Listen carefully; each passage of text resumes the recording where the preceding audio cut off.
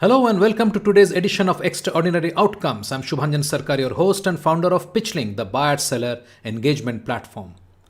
Today we bring you the fifth installment of the 8-part limited series, Fixing the 5% Problem in B2B Sales. In this limited series, we bring you engaging discussions with experts from around the world on the elephant in the sales room, the abysmally low rate of conversion in B2B sales. Today, we speak with Art Fromm, founder Team Sales Development, Amy Franko, founder and CEO of Amy Franko Associates, and George Bronten, founder of Membrane. Meet Art Fromm, founder of Team Sales Development Incorporated. Art is a sales transformation consultant with a wealth of consultative sales training and development expertise based on over 20 years of industry and sales experience. He began in engineering and quickly moved into various sales positions where he routinely surpassed revenue and performance targets and led sales teams. Art moved into sales enablement role in 2000, responsible for development of 450 sales execs and partners worldwide, eventually founding his own company, Team Sales Development, in 2004. Art developed the Web Mastery series and has successfully helped sales teams and trainers at companies including Cisco, Nokia, DBS Bank, Palo Alto Networks, and Informatica. He is credited with delivering a spectacular increase of almost $1 billion of bookings for a multinational electronics manufacturing outsourcer.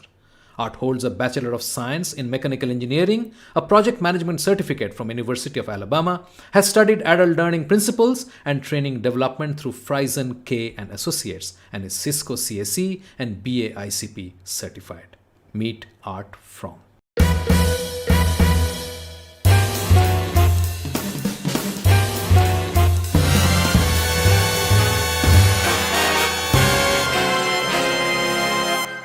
Art, welcome to the show. I'm delighted to have you and thank you very much for making time right in the morning. We are going to talk about this elephant in the room, which I believe we don't like to have a public discourse on this, but I think it's time. The fact is that the lead to conversion rate in B2B sales is abysmally low. Mm-hmm. So Art, my question to you, how did we get here? I think how we got here is, I think it's just because traditionally a lot of sales, used to be maybe more B2C. There wasn't all this B2B opportunities like there is now with SaaS and so many other offerings. And so I just feel like the old adage about, go out and find as many as you can and work on as many as you can. And then we've all heard the numbers of, whatever, 138 or whatever, where you need all of these to get these. And the problem with that is to get more of actual conversions, you got to put more in the top of the funnel. And unfortunately, that means just more work and more effort. And yeah, we could add more people to do more calls, but the question is that helpful? And going back, way, way back, think about the Fuller Brush salesperson as we had in the US. This is a person that went door to door and had a pack full of things that were commonly needed and would show up and say, do you want one of these? Do you want one of these? Do you want one of these? And they had to go to house after house after house after house. And at the end of the day, if they did maybe 10 sales visiting, I don't know what, 100, 150 houses, they were happy with that. Again, the problem with that, it just leads now to buyer fatigue, salesperson fatigue, and a tremendous, misappropriation of resources and frustration. So I think that the key is thinking about what it is that is different now that can be done differently, that helps the buyer, helps the person on the other end of the phone, while at the same time helps us as the salesperson to determine what we can do about that 5% or whatever you want to call that. So the one thing is that thinking about in terms of that funnel and what goes in at the beginning, being able to sort that through a little bit. And one of the things that I've worked with some others on is really thinking about what's the strategy of your company? Where are you trying to go? What are you trying to do? And identify what those buyers look like in terms of something that aligns more to where you really want to take people. And one of the approaches that we've used is part of my portfolio is Great Demo. And Great Demo is a methodology really for how to demonstrate mainly software solutions, but it starts with the customer in mind and it puts the last thing first. So whatever your main point is, you put right up front. If you're able to do discovery, that's pretty easy to do because you can find out what they care about. The challenge with The 5% problem is we don't know necessarily much about them, but here's what we do know. We know their job title, most likely. We know their industry. We probably have a good idea about people like that we've worked with before and what they are thinking and what they care about. So what we advocate and something to consider is what we call vision generation. So with vision generation, what you do is you put a scenario up without even talking about us first at all. We don't talk about ourselves. Put a scenario up that says, hey, my understanding is that you're the, project manager in charge of this, or you're the factory floor person in charge of this. When we've worked with others like you, they have said, this is the challenge they have. They have said, these are the things that are getting in the way of achieving their goals. They have said, these are the things that they are looking for in terms of a solution. And what I like about that approach is we are helping them to see a third perspective of somebody else and what somebody else is doing that we have worked with. We don't even talk about our solution yet. We start with giving them a little bit in order to get. And what that does is it creates some credibility for us in terms of, hey, this is a person I might want to listen to because it sounds like they know my competitor. They know others just like me. And what can they give to me to help me out? Ironically, I find that, and all due respect to marketing, and I know it's getting better, many times I see a lot of feature function stuff. It's all about us. It's all about our product, maybe a little bit about what it does. What's missing is how does it help the customer? So the question is, how do you see we can actually, as organizations, have a 10 or 15% conversion? So the funnel, for me, the idea is the funnel should not be all the way through the sales process to the end. The funnel needs to be right at the top, funnel at the top, then develop a pipeline of most likely things that could close. So part of the problem, I think, is there's a tendency, and I know, I was the salesperson too, is that I would want to chase everything because it's like, oh, you never know what deal might land. So you tend to want to chase everything. But that's the traditional funnel of putting more stuff in the top to get more out of the bottom, but your percentage of closing is still the same. It's just maybe more volume. On the other hand, though, I've got a lot more work to do up front, which is not efficient. So what can we do to neck that funnel down more quickly at the top so that it becomes a pipeline of more likely deals to close? What could we do without actually talking about ourselves, but what could we show up front that would help to neck that funnel down so that we can find people that are most aligned? And I think it starts with, what is your strategy and who are you going after? What is your best fit? We shouldn't chase after everything. What do we want to say is in? What do we want to say is out? I know one customer I was working with, they spent something like 9 months and $2 million chasing after a deal that wound up being the wrong deal. And so they wasted all that money, all that opportunity cost, wasted the time of the customer. Of course, this was further down in, but the point is they didn't do a good job up front of eliminating that as a customer they shouldn't chase, right? So what can we do to align with our strategy up front that helps guide us?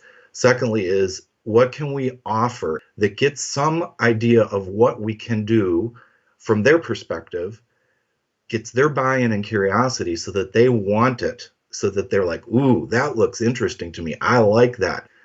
And I think that that's where we can offer up some of what our experience is working with others. Case studies and customer success stories on the website are intended to do that. I don't think people have time to read through that all the time. And surprisingly, everybody here's something that you could do. Go on your website, and if you're in marketing, take a look. Go on your website and see what are these success stories really saying. Who is it about? Is it about the customer and what they were able to do, or is it more about what you did?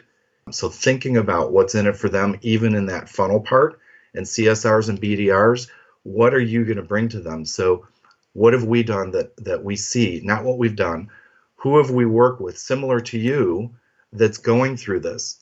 And now when we offer it up at that funnel part where we start to look at getting it into a pipeline, let's do a little pre-qualification right there. If the person looks at it and says, that's not me at all, no, I don't, that's not what I do, okay, now we can have a discussion, right? Now we're going to get into some discovery. What's the same? What's different? If there's no match at all, thank you for your time. We respect that. hope you could find a solution or even recommend them to somebody else. If it looks like there's a match, we start doing discovery, we start to document it, it starts to look like it's going into that pipeline that's more qualified, something that's more aligned.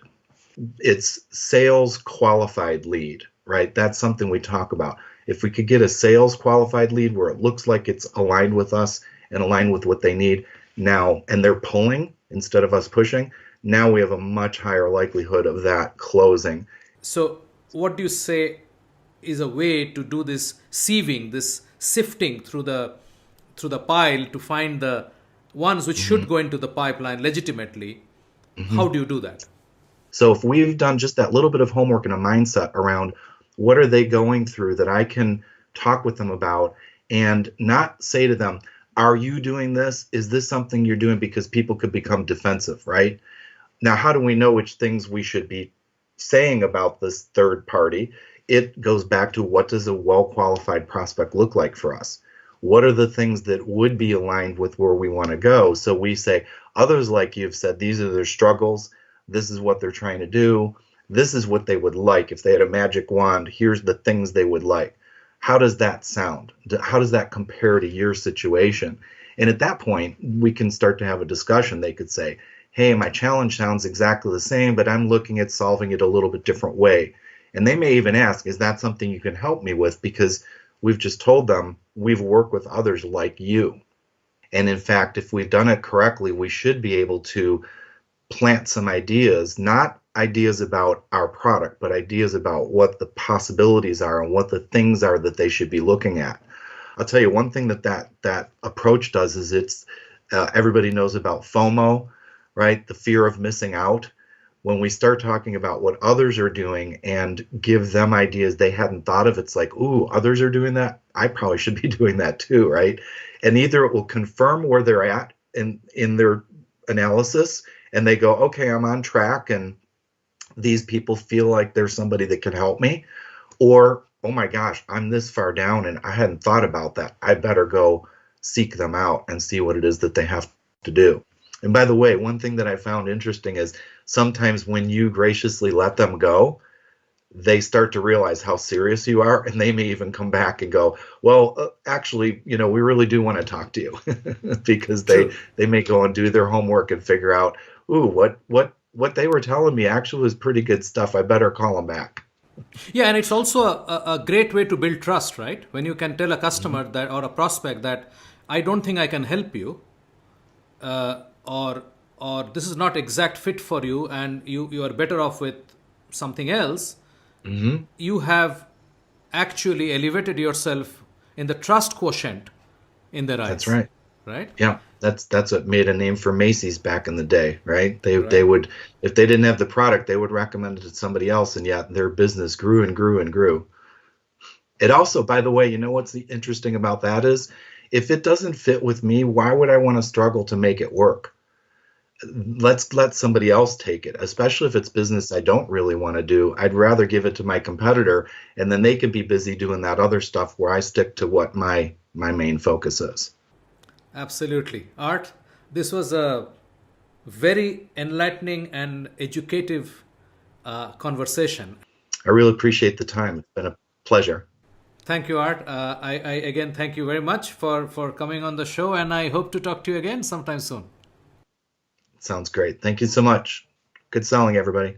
Our next guest is Amy Franko, the founder and CEO of Amy Franko Associates. With over 20 years of client-facing sales experience, Amy's career includes sales roles with global companies IBM and Lenovo before pivoting into entrepreneurship. Today, her firm works with mid-market technology and professional services organizations to grow sales results through both sales strategy and skill development programs. Her book, The Modern Seller, is an Amazon bestseller and was named a top sales book by Top Sales World. She is also recognized by LinkedIn as a top sales voice. Here is Amy Franko on the 5% problem.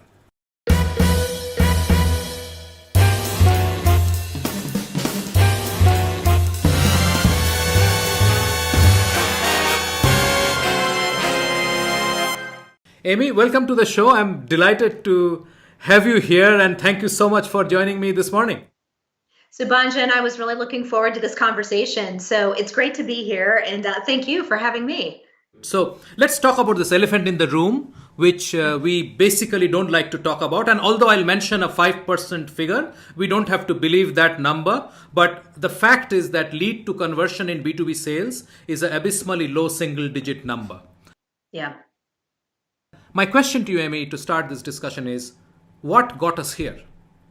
We could probably categorize it into two big reasons why.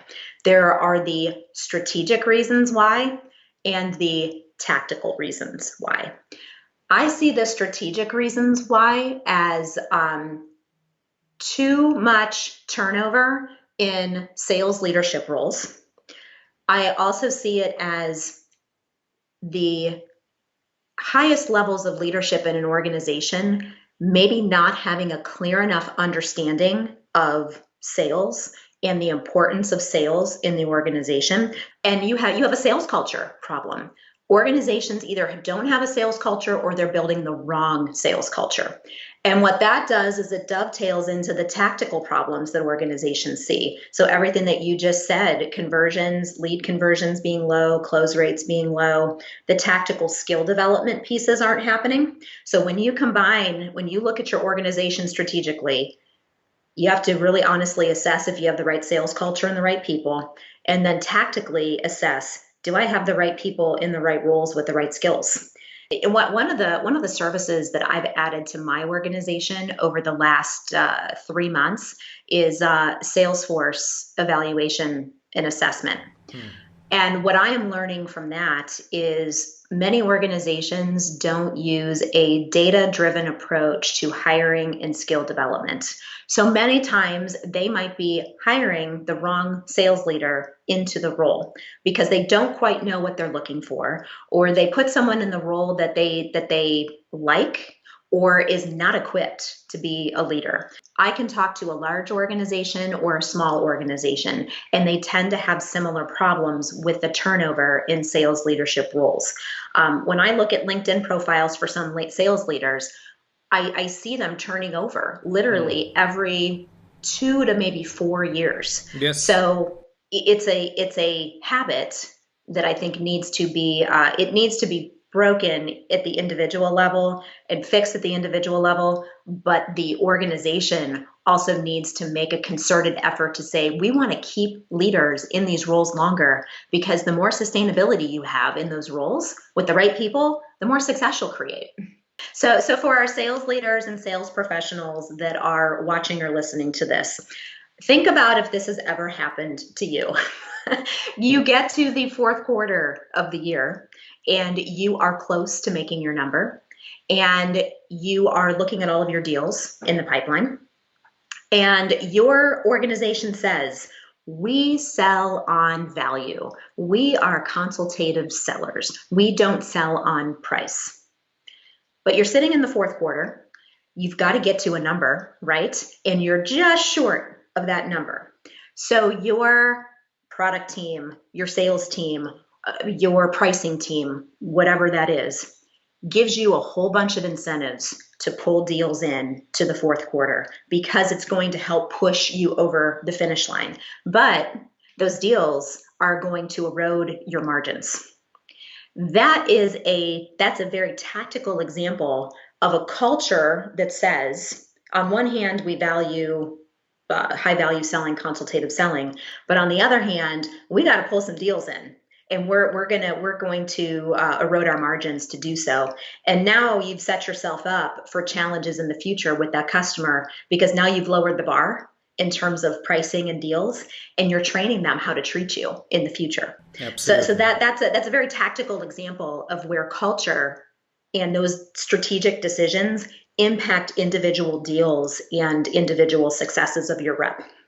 Do the marketing leaders and the sales leaders, do they have a good relationship, and are they talking together about what is most important for the organization? Then I would say at maybe a lower level of the organization, as a sales professional, do you have natural curiosity about what is happening in the marketing area of the organization? Have you taken the time to understand what marketing's processes are? Have they taken the time to understand what your processes are?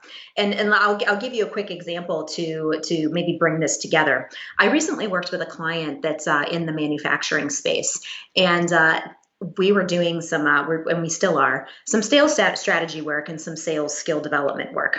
And they had the brilliant idea, I give them all the credit for this, they had the brilliant idea of including their marketing team in the sales training that we were doing. So we had the group of sellers and we had the group of marketers. And what was so fantastic about that is that the marketers got to hear the challenges that the sales team were facing and how they approach things and to learn about the customers. And the sales team got to hear about the different initiatives that marketing was working on and how they can interact better together. And they build better relationships together because of it. So that's an example of where marketing and sales is coming together and could start to see some good synergies and outcomes. What do you think can fix this?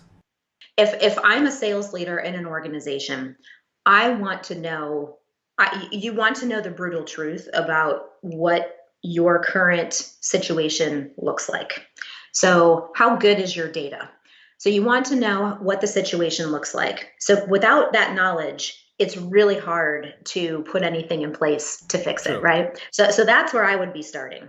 I would also be looking at what data can I understand about the sales performance of my team, the competencies of my team? Do I understand what their strengths and weaknesses are? Do I have the right people in the right roles for where I want to go into the future? So I have some choices to make as a leader, and my team has some choices to make as well. So I think my approach in that scenario would be to go to my team and have them bring or I'd go into the CRM and pull the data, ideally, if it's good data. But what are the top 5 deals that you could get done this year that would help us get to this number? As a leader, it's like you got to bring people with you. That your team wants to help you be successful if you have a good relationship with them. If you're adversarial and combative and in taking those types of approaches, you're not going to get a lot of response out of your team. But if you really take from a cultural standpoint, we're in this together and we want to push this over the finish line, that's going to get you further faster. But tactically, I'd look at the top 5 deals for every rep, and I would strategize or ask them to strategize, what opportunities do I need to get to that 10%? I would be looking at my sales conversations that I'm having, just very, very tactically. How successful or unsuccessful are my sales conversations if I'm at this low conversion rate? And even if I double it to 10%, that's a very tactical place and an impactful place, I would argue, to be looking at skills. So if I'm an individual or I'm leading a team of SDRs, I would be looking at their sales conversations. How are they structuring them? How are they leading them? Are they asking insightful, challenging questions? And how are they creating momentum from one conversation to the next?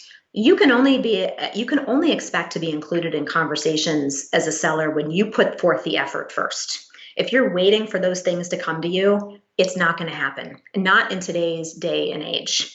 So if it's an existing customer that I really want to target, I'm going to put some concerted effort into staying in front of the people that I know and finding other people to stay in front of, my relationship ecosystem in that customer. If we're only talking to them once a year, don't expect to be looped in to their biggest problems and their biggest deals. You just haven't earned the right or the credibility to do that, in my opinion. Accountability is one of the biggest challenges that I see in any organization, sales organization or otherwise. Sometimes it's personal accountability. Sometimes it's holding someone accountable as the leader. So I certainly would not have an expectation that a brand new green SDR who does not have industry experience or sales experience would not put that on his or her shoulders.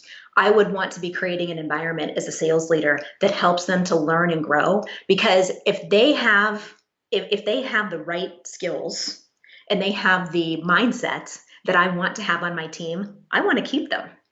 And I want to create an environment where they can be successful and challenged that creates those results. Wonderful. That's a great note to end this chat. I really enjoyed talking, because there is so much that we can still talk about. But Amy, thank you so much. I really appreciate it. Subhanjan, thank you. It was a pleasure to be here. And finally, we have George Bronten, a lifelong entrepreneur with 20 years of experience in software space and a passion for sales and marketing. With the life motto, don't settle for mainstream, George is always looking for new ways to achieve improved business results using innovative software, skills, and processes. He shares his thoughts on the award-winning blog, Art and Science of Complex Sales. Since 2012, George and his team at membrane.com have collaborated with thought leaders and studied research to identify the success factors behind successful sales organizations. The result of their hard work is a software as a service that makes it easier for companies to capture, learn, and execute the behaviors needed to achieve sales excellence. Who better than George to wrap up this session of fixing the 5% conversion problem in B2B sales?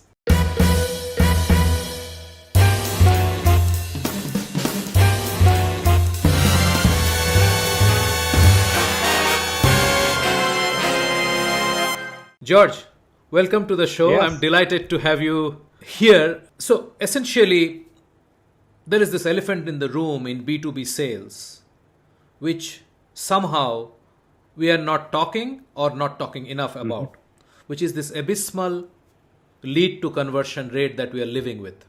I fully agree with you that from a sort of outside perspective, on a leadership and a board level, it's kind of weirdly accepted that sales is as inefficient and ineffective that it is.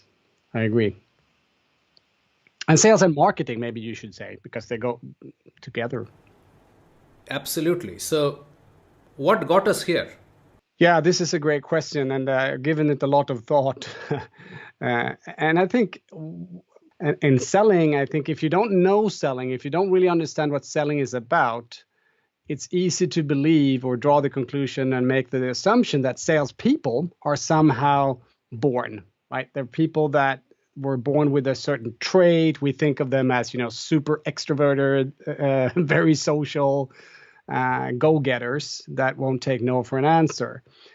But if you have that assumption that that's how it is, well, you won't be spending any time and effort and money on developing salespeople. You just think they're out there and you need to recruit the ones, the superheroes, and they'll make it happen. But in real life, that's not how it is. It's a profession, and you need to get skilled. You need to get good at it. You need to get trained. You need to get coached, just like every other profession.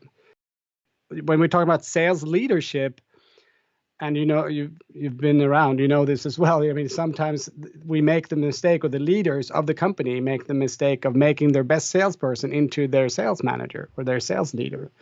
And that might be great if that person has the mentality and the mindset to become a great manager. But oftentimes it can be a real disservice to your company, because you're taking your best producer, and if he or she does not have the mindset to be a good coach and help others succeed, but is really driven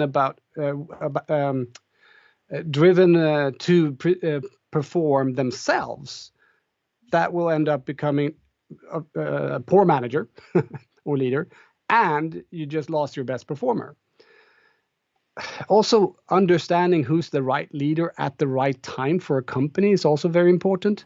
Yes. Because you might bring in a leader who did a great job for IBM, but putting that sales leader into a startup could be complete disaster. So you have to also have the right leader at the right time, so to speak. So it's a timing issue as well. I think the disconnect is still that we are pretty compartmentals. Like marketing is doing their thing to generate leads, and then sales do their thing, and then customer success do their thing. I think we have to look at it more from the buyer's perspective. If I'm a buyer and I make contact, how is my experience from the first contact with the company to becoming a customer and hopefully becoming an ambassador for the company and the product? And your voice, the company voice, is it the same from the beginning, and or is the customer success using a whole other type of language than the marketing did? So having this as a coherent theme throughout the entire experience, that's where I think we need to spend more time, and there is often a disconnect. I think also in marketing, we are often looking for the quick fix. Like if we send out this email to hundreds of thousands of people, we get these many leads, and we look at the conversion rates, etc. And that's fine. We should do campaigns and it's brand awareness and all that. But we need to be, I think most B2B companies need to be a bit more specific in who to go after, and do a really solid job in segmenting their market, defining their ideal customer fit, understanding their stakeholders, all the problems, aligning with that, etc. So I think we need to not seek sort of the easy fix and try to just copy someone else's methodology off the bat because they've made a fantastic result out of it, but really focus on where are we, where do we want to go, who's our customer, what can we help them with, how's that different from the competitor, what's our differentiator in the market, how do we communicate that, how do we look at this from a buyer's perspective to be sort of consistent throughout the entire journey, and with a long-term view. And the long-term view, I think what messed that up is the entire quarterly based society we live in. We have, it's structured in a way that we have to get the quick wins, and the salespeople have to say, "Oh, if you buy today, I'm going to give you the discount, but not tomorrow." It's like, okay, so you just told the person that in a quarter's time you can get an even better deal. So it's just we have to stop being so short. Have such a short time frame in front of our eyes all the time, but it's hard. I get that also, because you need to show the results to the investors and the owners if you're in that hamster wheel, so to speak. Yeah, that's where possibly the role of the sales leadership comes in, which can sell to the management and the board the need for a long-term view for a sustainable business. In companies where you have that strong vision and you have a strong purpose, I think you see a much higher engagement, much more motivation among their staff to actually do what's needed. And that's the difficulty as a leader, I think, to come up with that vision, that strategy, and get everyone to see it and buy in on that, and be wanting to be a part of that journey. I believe that leaders of companies need to see that elephant in the room. Like, okay, we're looking at sales, and it's almost like a black box for many boards. Like, yeah, we see here sales, but we look at the forecast and it was way off last quarter. It's going to be way off now. But why? Why is it? Fire the sales leader. You have to look at it in a new way. Like, this sales is a profession. Sales needs to be done in a professional way, and it needs to be aligned with the strategy of the company. And we need to invest in our sales leaders and our frontline sales managers and our salespeople and marketing and customer success, and it all needs to stick together. So, having this holistic perspective is really key, and making sure that we give the sales leaders what they need. I think that's the next problem, because sometimes they just get a number. Like, okay, this is the number. Make the number. Okay, but then I need, training. I need tools. I need this. Well, maybe if you reach a number, they don't always get the resources. Yeah. And also within sales, you have. We're seeing a lot more specialization. So that it might be that some of those tasks is suitable to be on a commission, whereas others are not. Yeah, but I find it to be a very difficult balancing act, because you are competing with other companies who might be doing it wrong. So if you start doing it right, okay, will it be perceived as right, or will it just be perceived as crazy? What, according to you, are the things that tech companies, SaaS companies, you can take any slice of it that you're comfortable with, and say, what are the things that they can do which will move the needle from a single digit to at least a double-digit conversion. Yeah. I talk a lot about just making sure you're doing the basics, the fundamentals of selling right. You need to understand who your customer is. You need to understand how you create value for them. You need to understand who you need to talk to, like the stakeholders. I think, and I've been repeating this so many times, but sellers often repeat the mistake of just talking to one stakeholder and believing and hoping and praying that this person is going to sell you your solution internally to the team. And this is where I mean that structure needs to be in place to make sure that we are always targeting the right customer. We know the value. We talk to the right people about the right things at the right time. We follow up when we say we should follow up. It's not that complex, actually, but it's hard to do it consistently. And maybe a last thing to throw in there to get to double digit is be more proactive in which customers you want to get. Because if you're looking at it from a sort of a macro level, yes, 5% from what? Where did we count the 5%? Was it the number of marketed qualified leads, or was it the number of opportunities we actually put in the pipeline? There's a lot of, I don't know, confusion about the KPIs. What KPI means what? Everyone is measuring differently. The funnel to me is more of a marketing concept. Like the marketing department, put stuff in a funnel and then it trickles down and we see very little come out. Every time if I lose a pipeline, the bad thing with the pipeline is it sounds like everything that goes in comes out. And that would be great. Like that's our ambition. We get 100% come out, but it's leaky, right? So there will always be deals that you will not win. I never use the word lose because I think we don't lose clients. They just decided to do something else right now. True. They didn't buy from you, but that doesn't mean that they will never buy from you. They might buy from you in a year from now or 2 years from now. So don't think of it as lost, because then your head is like, okay, I lost them. And it will be painful to pick that up again. Instead, you say, I'll just archive them. Another thing with the funnel that I dislike, it's almost like gravity will pull them through. And if that was the case, you don't need salespeople, right? And in some businesses, you don't need salespeople. And then that's also, I mean, that's can be a good business. But if you're in a complex B2B sales environment, you will need salespeople that will need to engage with people at your buyers and provide value and help them see what they need to see. Absolutely, George. This was a great conversation. Thank you very much. I really appreciate, and we'll talk soon. Yeah, thank you very much.